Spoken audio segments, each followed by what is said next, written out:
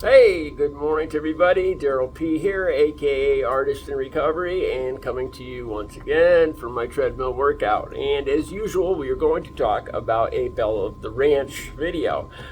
As usual, the link to the video I'm going to talk about, Belle's video, will be right down below in my video description if you haven't watched it or you want to watch it again to see what I'm talking about. And I'm going to go a little deeper. I want to tell you guys about my MAGA barber, and I'll do that after I talk about the Belle video. If you're familiar with my channel, every time I go for a haircut, I have to talk about my hardcore MAGA barber, and he didn't fail to give me some material yesterday. Okay, first, let's talk about the Belle video. Today I'm talking about her video, Gavin Newsom mocks Trump and about the redistricting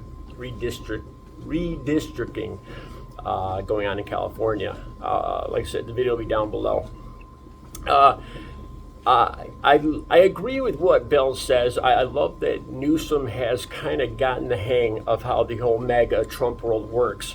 A lot of times the MAGA Trump administration will do something outrageous, unethical, immoral, and then turn around and blame or point out something that Dems or liberals do. And the fact that Newsom said in his text, he called out Trump for not responding to the deadline and making it obvious that Trump was the first one to cast the stone, was the first one to take a shot with this redistricting going on in Texas, and the fact that Trump didn't respond to it. And I think that was very good. It shows that our side, the left side, is getting more savvy in learning how to deal with MAGA Trump dishonesty and in dishonesty. I guess that's the best way to put it. A good example of this is what's going on in Washington, D.C. right now.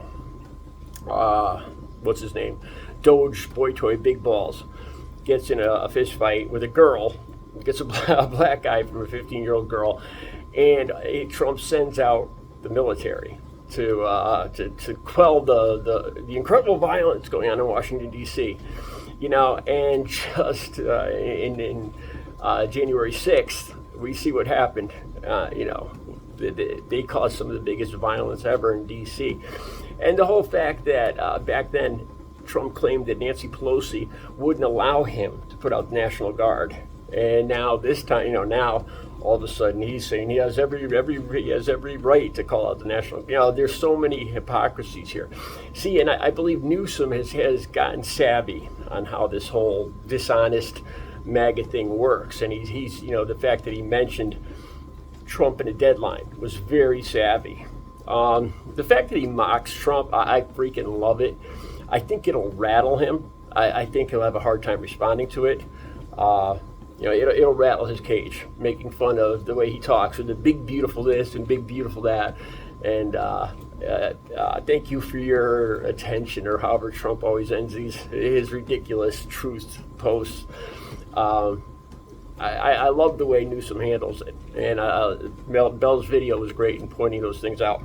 Okay, now I need to talk about this. I'm going to talk about my MAGA barber. Now, if you're familiar with my channel, I go for haircuts about every 2 months, every 6 weeks to 2 months, and I go to this MAGA barber. He's a hardcore Trump supporter, and it drives me crazy every time I go there. So why do I keep going there? Well, up till yesterday, his prices were pretty good, and I'll get to that in a second. But more than that, since I've been in recovery for the last 19 years, I've become rather obsessive compulsive, especially when it comes to personal grooming or stuff like that. Like I have a very hard time changing anything about, my daily schedule or personal grooming, and add on to the fact that my family lives right in that area where my barber is. So, it's very conducive to my daily schedule going there. It makes things a lot easier. So that's why. Plus, it gives me good material for my YouTube videos. So that's why I haven't changed barbers. Okay, so the last time, not the last time, let's see, this was November, right after Trump won. I mean, 2 days after Trump won. So this was like around November 8th of 2024. This is about 2 or 3 visits before this one visit yesterday where I went to the barber. And he was, this barber, this MAGA barber, he was literally dancing, like dancing around in the shop. And this is what he said to me, word for word. You know, that whole barber shop was filled with small town MAGA, you know, talking about getting rid of the immigrants, the illegals, and, you know, I really felt like I was behind enemy's lines. And he was dancing around, and he literally said, he says, we're all going to be so rich. He says, this is what he said to me, I swear to God.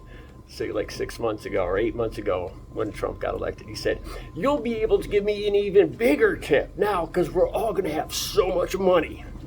That's what he said to me. Okay, so yesterday, fast forward to yesterday, I go into the shop, and over these last couple of visits, I don't hear that same MAGA rhetoric. I do not hear that same, you know, MAGA small town little talk in the shop anymore. I hardly hear the name Trump mentioned at all. The only time I heard anything MAGA like yesterday was when this barber blamed all the litter in the local state parks. He blamed on basically people with brown skin. That's the one thing that he MAGA thing he said yesterday. But here's the big thing. When I go to pay, he's raised his prices by $8, which it was $20 before, so it was $28 yesterday, which is quite a raise, you know. And the way, you know, he did not look happy to have to tell me this, you know. So it was a big difference between 8-9 months ago when he was dancing around the shop, you know, saying he was literally doing this, dancing around the shop, literally saying, we're all going to be so rich, you can give me a bigger tip next time you come here. Fast forward to yesterday, and he's sullen and quiet and kind of ashamed because he's had to raise his prices by almost 25%? Yeah, 30% almost, actually, because tariffs. This is a big problem. I've noticed this. I mean, it's really starting to worry me. Looking at my budget, usually car insurance, rent, and utilities are the things that I worry about going up. Those are the big budget numbers that I tend to lose sleep over at night, you know, worrying about them getting higher. Not the case now.